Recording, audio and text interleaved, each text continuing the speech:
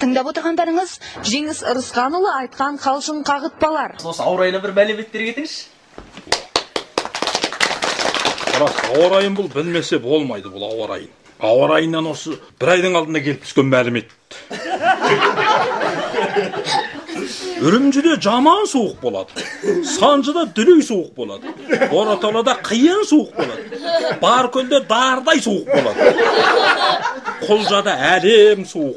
Тарбағатайда апат суық. Алтайда қақаған суық. Ақсайда итше суық. Қабада күшті суық. Құмылда бір сотты суық болады. Қашқарда ажайып суық болады. Қызылсуда аябай суық болады. Көктоғайда жынды суық болады. Моңғол күреде қалаймақан суық болады. Бұл енді әр жердің сөз мәнері күйінше түсінікті қып айттық, ә? Ауылдың көп жағдайын білмейтін бір балаға бір кішкене орындықты беріп, ана сиырды сауықпен екеуміз ақша ішейік деп, бір ревматизм болып тізесінен жүре алмай жатқан апасы айтыпты. Содан сүйіссе бір кезде барса, кішкене орындықты қойып, әлі сиырды саумапты дейді. Әй, балам, немене қып жүрсің десе айтады дейді. Енді ауыл жағдайын білмейді ғой. Мына орындықты қойып, сиырды отырғызайын десем, отырмайды. Бір ақсақал кісі бар екен, бір салақтау адам екен. Жайлауға ел көшіп бара қалып, содан шаңырақты көтеріп тұрыпты. Келін келеш қыздар бар, басқа ауылдағы көмектесіп жүргендер бар, айран ала, ерулік ала келгендер бар. Содан әк адам бақан қысқылау болса керек, сол қаттырақ көтеріп бүйтіп қалған кезде шалбары түсіп кетіпті дейді. Содан шағындағы кіргір, ауыр кіргірді әк дамбалы көрініп қалады ғой, тұрады ғой. Қой бере салайын десе шаңырақты шақылады әк жерден. Содан айтты дейді бір вақтағы кісі. Мына шаңырақ деп айтты дейді. Мына үлкен үйдің шаңырағы деп айтты дейді. Шалбар түссе түссін, бірақ шаңырақ түспесін деп айтты.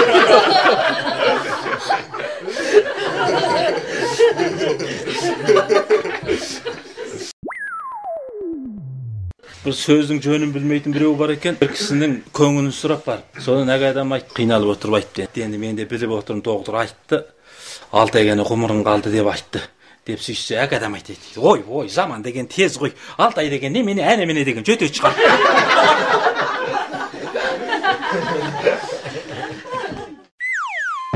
Бір оқушы мектептің асханасына кірсе, орын қалмапты дейді. Соны амалы жоқ, мұғалімнің қасына барып отырыпты. Оны жақтырмаған мұғалім айтыпты. Ей, бүркітпенен ит қашан бірге отырып тамақтанушы еді. Сүйіссе, оқушы айтады дейді. Онда мұғалім, мен онда басқа бір үстелге ұшайын деп айтты дейді.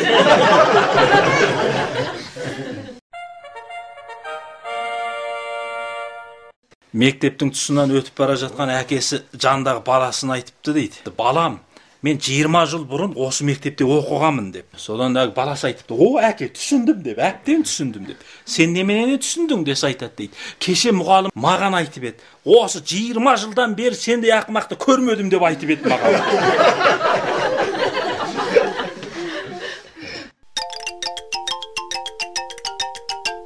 Біреу Шәмші Қалдаяқовтың «Қайықта» деген әнін айтып, ескегіңді берші маған, мен есейін сен еспе деген жеріне келгенде бір кәрі адам айтады. Өй, бәтче қара, ана жігіт бағанеден бері қарай қайықтан қыз кестіріп қойған ба?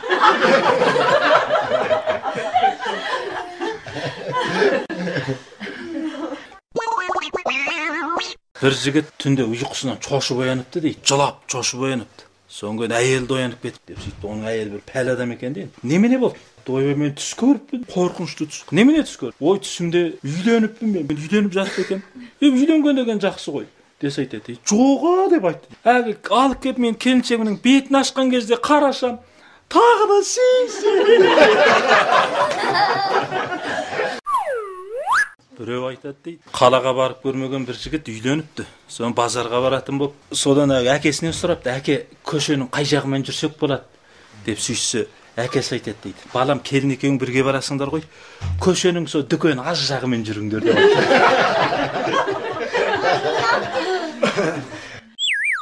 Құдалықта қалыңдықтың шешесі құдағиын айтыпты дейді. Біз қызымызды аялап, күнге шығармай, көлеңкеде ұстап, өсірдік десе құдағи айтады дейді. Алаңдамаңыз, біз де қызыңызға күн көрсетпейміз деп айтады.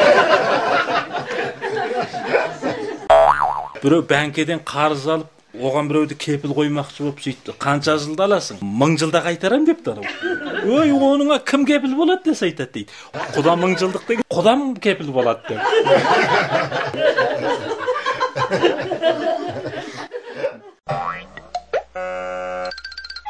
Әпекеме Жездемсай деген мақалды аударып беріңізші депті. Сөйтсе ана ойланып отырып айтты. Жежеқі жепу сабыды деп.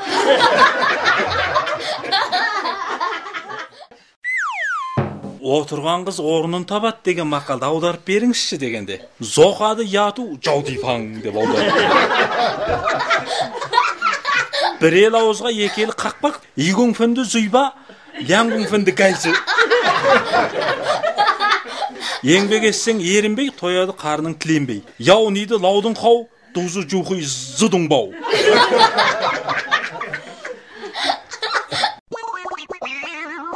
Даладан соғықта келген әкесі баласын, мешім айнан қарға мені жылтшы мешім деп баласын құшақтап жасса, баласы айтады дейді. Әке, ана үлкен мешке жылыныңыз деп шешесін көрсетіп. Біреу машинасының әне жер бір жерін тығындайсап, ағы бір жерін рәзіңке жіппенен буа салып, сөйтіп жүреді екен. Суағатын өзін. Бір ескі машина екен де, содан әйел айтады дейді, чай ішіп отыр. Әй, қыс түспей тұрып, машиненің төбесіне ылай жатқызып ал деп.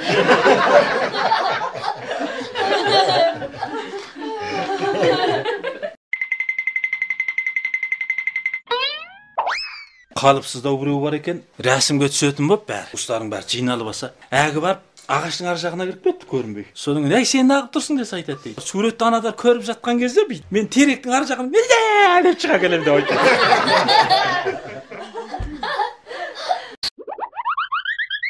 Біреу көшеде келе жатып айтты бір әйелге. Екеуміз біраз әңгімелесіп тұрайықшы деп. Ей, немене болды? Десе айтады. Менің әйелім жоқ, 1-2 күн болды жоқ. Мен сол біреудің әйелімен кеңесіп тұра қалсам болды, бір жерден шыға келуші еді деп айтады. Жаңадан шыққан мақал екен. Бұралқы ит боқ жегенін қоймайды дейді. Бұзылатын телефон төк жегенін қоймайды. Жылқысы жоқ адам есекке сенеді, жылты жоқ адам өсекке сенеді. 3 тиындық адамға 5 тиынды құрмет етсең, қалған 2 тиынға өзіңді сатып кетеді деген мақал. Жаңа мақалдар. Баласына айтыпты. Балам, неменені көрдің? Аспанды көрдім. Балам, тағы немен көрдім? Айды көрдім. Тағы не? Жоңдаған жұлдыздарды көрдім. Нені аңғардың деп сөйтті. Жұлдызды көрдім. Ертең күн ашық болады секілді. Тұп аңғарыпсың, жырғатыпсың. Өй, көк соққан ақымақ сот. Қосымыз қайда, қосымыз.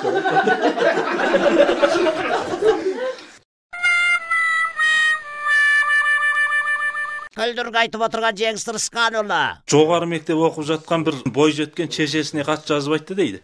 Мен бір жігітпен махаббаттастым. Қазірге шейін 7 рет жолығуға бардым. Өзімнің бар киімдерінің барлығын киіп болдым. Маған ақша жіберіңіз, енді мен киім аламын депті дейді. Сөйтсе шешесі айтты дейді. Балам, жігітіңді алмастыр да қайтадан басынан бастап ки деп айтты дейді. Bir kişi kelinine gelip aytады дейді. Балам, күнде той. Екі арада құрбан айт араласты. Еттен әпте мезі болып кеттім қарғам. Күнде ет жеп, еттен мезі болып кеттім. Балам, келін, етім мол турап бір көз жүздеп берші деп айтады дейді.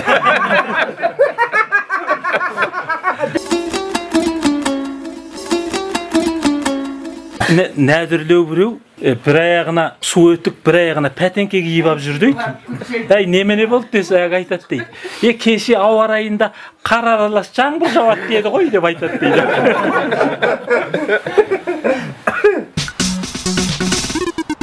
Қыстақта көп келей семьялар бар екен де, әгілерге қал сұрау бұйымдарын әкепті. Әкелсе әгі аз екен дейді. Bir қанша торсық зығырдың майыменен он дейді. Bir қанша үйлерге берейін десе қалғандар ренжиді екен. Енді бермейін десе бермет дейді екен. Содан енді қайтайық деп қысылып сөйткенде қыстақ бастығына бұғалтыр айтады дейді. Ана онды ана зығырдың майына бауырсақ қып, бірақ пысырып шығайық та әр үйге 35 талдан таратып берейік деп айтты дейді.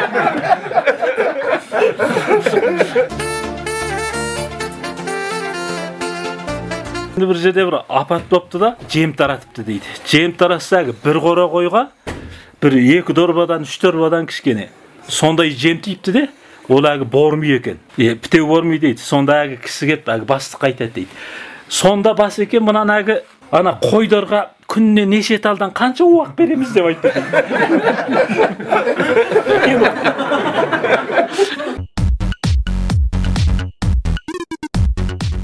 Үлкен кісі бар екен. Алжыған адам енді қызық болады ғой. Алжыған адам қызық болады ғой. Сонымен әгі немене сымын сыпыра салады екен де шыға келеді екен әшейін. Кемпір ұрсады екен де. Құдай ай чал, жас бала емессің, сілбіңді салақтатып алып, мына көрпеге жатқызып тастайды екен. Одан әгі алжыған адам ойланып бір жарым сағаттай жатып алып, бір уақытта көрпені ашып, ауына бір қарап алып, кемпір, мынаны баяғыда басқа бірдеме деуші еді ғой, енді сілбі дейтін болған ба?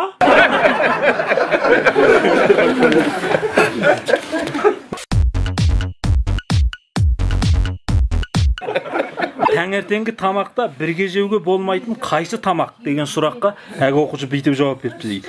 Түскі тамақ пен кешкі тамақ деп жазды. Телефонға май шақ келмеді, енді газ орнатып алмасам деп айтады дейді біреу телефон.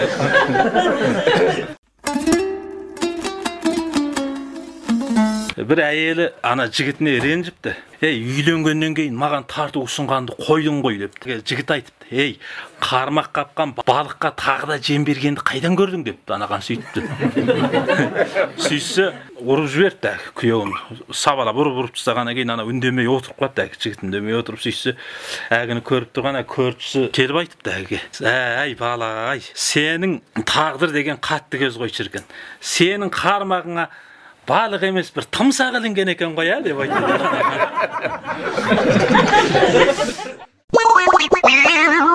2018 қыран көлкі. Ана Алтайда Чірікжи деген жер бар ғой. Соған біреу ұлы со жақтан қайын тауып. Ал ол қайыны ойбай күйеу бала кеп үйдің төбесін жапсын, ойбай күйеу бала кеп чөп жапсын деп біз 2 жыл үйлене алмай, аңғи со Чірікжиге жұмысқа кетеді екен. Ойбай тас қора салатын болдық, соған келсін деп. Әгі жігіт қиналып соған барғалы жатыр дейді. Енді ана Чірікжи деген жер әгі Чірікжиге келгенде ұстап алды, қамалап деп әгі Бүркітбайды ұстап алатын жер емес пе? Бүркітбайды. Соны әкесі айтады дейді, жігіт кеткелі жасы айтады дейді. Әй, Бүркітбай екеуіңнің ұсталған жеріңді деп айтады.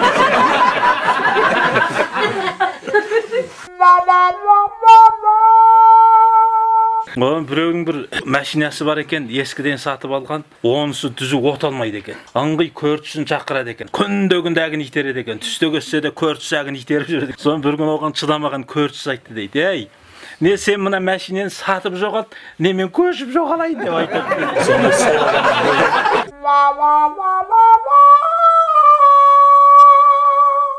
Баласы менен әкесі екеуі келе жатқанда бір торғайдың саңғыры келіп әкесінің басына келіп түсе қап. Ой әке, басыңызға торғай саңғып кетті ғой деп, содан кейін бір қағаз бере салшы деп сөйтсе әгі баласы айтады дейді, оны қайтесіз деп сөйтіп де, сұрамайтын сұрақ қой, оны қайтесіз десе әкесі айтады дейді, әкел, мен ана торғайдың артын сүртемін деп айтты дейді.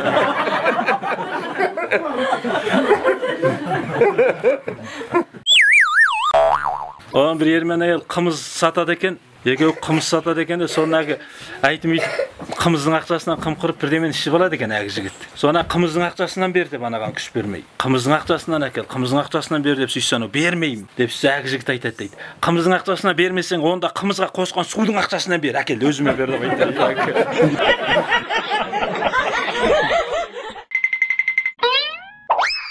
Ішкіштеу қайнағасы бар екен, әгі бір күні келінін айтып қапты. Менен аяқ астынан о дүниелік болып көссем, келіне не деп жоқтайсың деп қапты әгі. Сөйтсе келін айтады дейді. Дастарқаннан ас кетті, біздің үйден бас кетті.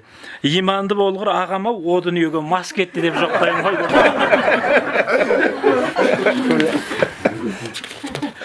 Содан сүйектен өткен сөзге екінші ішкені қойып кетті дейді әгі.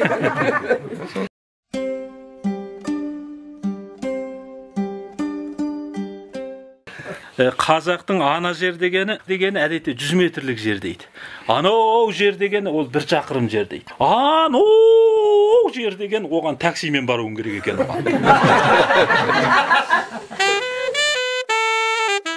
Бір бала айтыпты, маған бір темірат алып берші, кішкене темірат деп. Содан әгі айтты, сені сүндеттейміз, Соған жиналған ақшаға саған бір темір ат алып береміз деп сөйтіпті. Сөйтсе баласы айтады дейді. Әке, онда сені сүндет деп қана бір машина сатып алсын.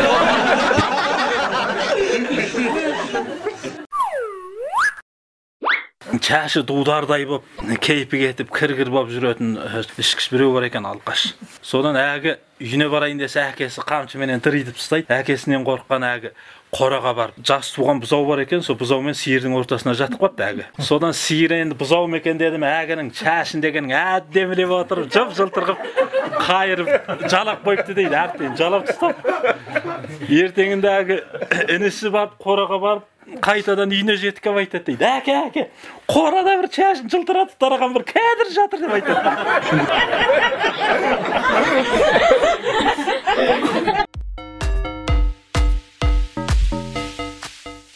Біреу айтты, күйеуін айтты, ойбай әгі ыстық қайтаратын дәрі керемет жақсы екен.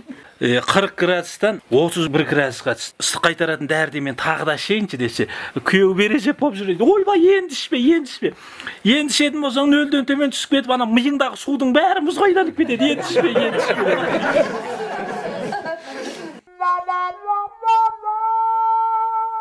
Бір жалқау келіншек айтады дейді. Еңкейсем құсқым келеді. Шалқайсам басым айланады, қол аяғым мүсіп, қабақтарым ашылмай тұрады. Енді тамақ уағында сәл тәуірленіп қалам деп айтады.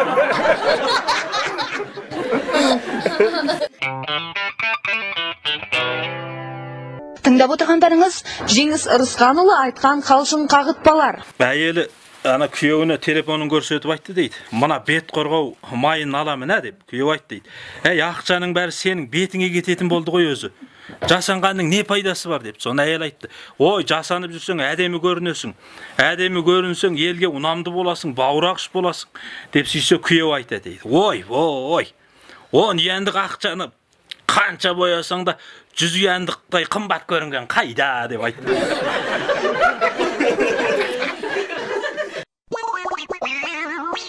Бұл өмір қамшының сабындай қысқа дегенде көңіліне алған бір жігіт қамшыға күректің сабын саптап алды дейді. Пияз чомыламын деп өзен жағасына барып чешініп жоқ болып кетіпті дейді. Бір жігіт өзі ұнатып қалған біреуге талап қойып, айтыпты, қызы ұнамапты. Содан жігіт көзіне жас алып, қойдым, бұл өмірден де тойдым мен, ешкімге сөз салмаспын деп. Қыз жұбатып айтады дейді, олай деме, мен мақұл болмағаны мен енді басқада қыздар көп қой десе, жігіт айтады дейді, ойлашы өзің. Андағы түрің менен сен қосылмағанда, маған басқалар қосылып қойып жүрмесін.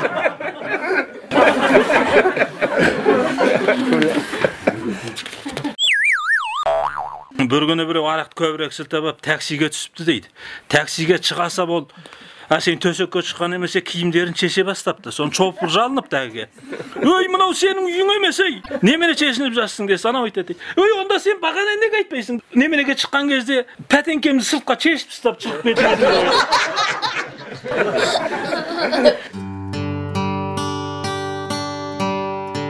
Семіріп кеткен біреу, айрықша семіріп кеткен. Дүкеннен киім алмақшы болып барыпты. Соңын киімнің бәрі кішкене болып қапты. Соны әгі қалжыңбас қожайын айтады дейді әгіге. Екі бетің алмадай, қол аяғың балғадай, кешіріңіз бой жеткен, сізге дәл нөмір қалмадай деп айтады.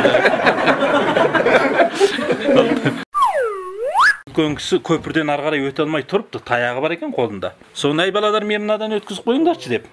Соны көпірден арғарай өте қалған жерінде үй бар екен де, әгекеу тішке көпірден әгісін сүйеп отырып өткізіп қойыпты. Кемпір пәл адам екен дейді ананы. Барса ашайын мықынданып жуан кемпір тұр екен дейді, шалына қарап тұр дейді. Сөйтсе әгі ана екі жігітке айтты дейді. Рахмет сендерге. Сендер мына қияметтің қыл көпіріне мені аман есен өткізіп қойдыңдар ғой. Енді мына тозаққа мен өзім кіріп кетейін деп айтты.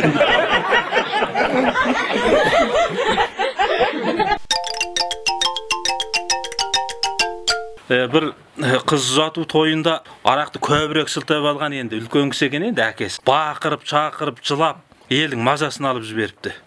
Біраздан кейін әйелі келіп енді алдамалап барып жатқызып екен, ұйықтап қалып. Соның бәрін көріп отырған әгінің 90-дағы шешесі бар екен дейді. Сол әгі кісі айтады дейді. Ей жарығым ая, неге жылап жүр десем, ұйқысы келген екен ғой деп айтады дейді.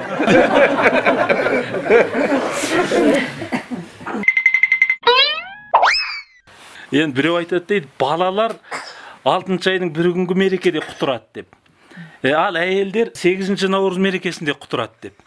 Ерлер қайтады десе айтады дейді. Ерлер қай күні құтыр көзгесе сол күні құтырады.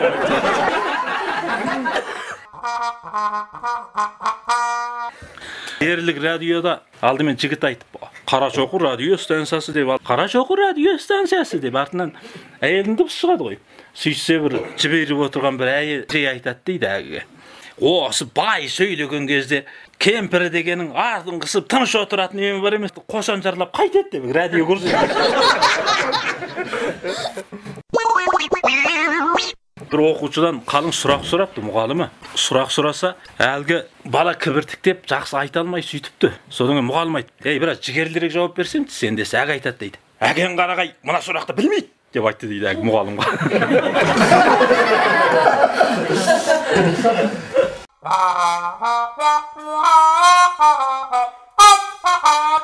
Бет аузына мына жасанып көп бетім айды жаға алмайтын біреу бар екен, баттастырып жағып алып, сол магазинге кезігіп қалған бір жігітке айтты енді. Маған бір өлең құрап айтып берді. Бетіне қарап тұрып әг жігіт айтады дейді.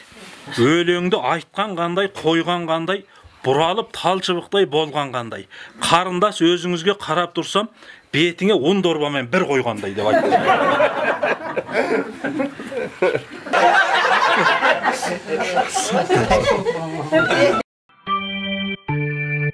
Бір малшы саяжай ашыпты. Оған бір топ қожайындар келіпті де, содан кейін енді үйге кіріңіз деп сөйтсе, әгі кісі айтыпты. Ой, алдымен сіздер кіріңіздер, менің қиын малшымын ғой, ана қойдың артынан жүріп үйреніп қалғам, алдымен сіздер кіріңіздер деп сөйтіпті. Ой, мынау қалай сөйлейді деп. Енді бір ет бірдеме асайын сөйтейін деп сөйткен кезде, жоқ қарапайымдырақ болсын десе, анау айтады дейді, жоқ жек бетіңіздер, енді біз ана итке беріп мұжи салатында бірер сүйек қой сіздер жеп алыңыздар деп. Қыстақ басты қоған забы, ой сен жындысың ба бұл деп. Соны тамақ пысқаннан кейін, ал енді сіз келіңіз, алдымен келіңіз десе айтады дейді. Жоға мен әдетім осы, жастайымнан әдетім. Алдымен олан итке жуындыға чайын беріп тастап, одан кейін барып тамаққа отырушы едім. Алдымен сендер іше беріңдер, алдымен сендер іше беріңдер. Ой, мұнау нақ көк соғаны гene қыстақ басы кірейін, сен қалай сөйлесіңіз, әдептірек болмайсыңыз десе, анау айтады дейді. Енді мен қайтемен ыңғай малдарға сөйлеп, үстіп үйреніп қаппын деп айтты.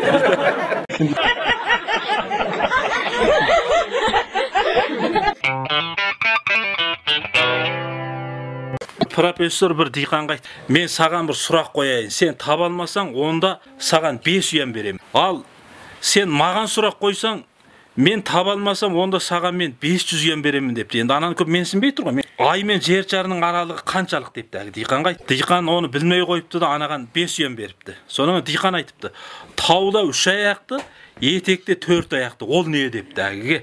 Sonra profesör onu taба алмай қойып 500 yen беріпті. Sonra profesör айтыпты, ой ол қандай жануар деп сөйтіп сұраса, диқан үндемей отырып, анаған 500 yen беріпті де, оны мен де білмеймін деп жатып қалды дейді ана отырып. Жалқау бір екеу болыпты дейді бір ер мен әйел, өздері сиыр түсте түрегеледі дейді. Одан бір жерде той бірдеме десе, сол 2-3 күн сол жерден сол тамағын астырап сол қаңғып сөйтіп жүретін жалқау екен де. Sonra bir gün таңертең екеу жатса, әйелі башпайын қыбырлатып сүйсе, жігіт айтады дейді. Ой, бірмай, не деген, ерінбейсің ей сен де айтады.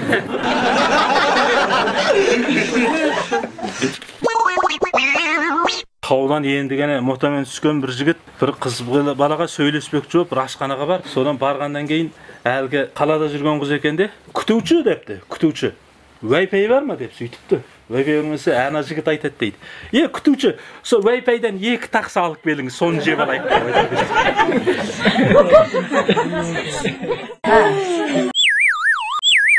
Талдап тазға жолығыпты деген мақалды қаудар десе анау айтады дейді. Шуәнді Гуаңду шаңды деп. Оны енді біреу тоса 2 көзім 4 болды деген қаудар десе анау айтады дейді. Дыңия оды ләңгиянжың сығия деп айтады. Енді біреу сенің сөзің сөз болғанда менің сөзім сөз емес пе деген. Біреу аударып, анаған аударып жатыр дейді. Нейді шоға, оды шоға, бұ шоға ма деп айтады. Жаңадан шыққан мақал екен. Ақшасы көп айфон алады, ақшасы жоқ дайкон алады. Көмір үйді қыздырады, үн қат миды қыздырады. Үн қатты дұрыс ойнасаң құнды боласың, албат ойнасаң жынды боласың дейді. Анасы бар адамдар ешқашан қартаймайды. Ақшасы бар адамдар түнімен қарт ойнайды деген мақал шығады. Жаңбырмен жер көгерер, төбелеспен көз көгерер. Балаң компьютерді бұзса ақырасың, компьютер балаңды бұзса не қыласың? Трактормен тәңкі туыс, чөшіремен мәнті туыс дейді. Ешкіге шарап берсең, қасқырдың есебатын тексерер. Аспанда чай ойыны десе, әйелдер сатыз депті. Мото алсаң атың семірет, қабат үй алсаң қатының семірет.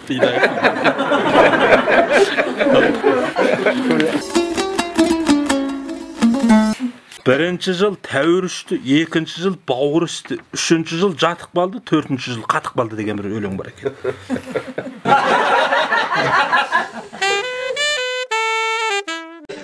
Den sağlığın üçün, köngülde turmusun üçün, kötörünkü ruhun üçün, күніне шуақ күліп тұрыңыз. Bir toyға барып, енді өзінше сілтемекші болып барады екен ғой. Барса, әг жерде арақ құймай чубат құйыпты. Өзі қаңтар екен. Содан чубаттан ішіп, қасындағы бір жігітке кеңесіп қойыпты. Айпырай, мына тойдың бір түрлі салқын нәшер өтіп тұрған ай-еді.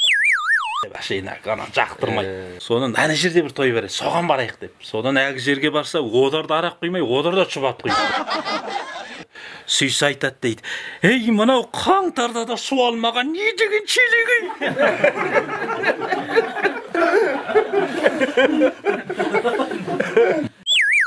Темірік кеткен, өзі бейнесі өте бір жүбі-жөн нәшерлеу бір адамға әге атын кім деп, атын кім десе, әге айтады дейді. Қыз жібек деп айтады дейді. Әге сүйсі анау айтады дейді. Сен қыз жібек болғанда, төлегенің өліп қалғанда жөн болған екен деп айтады.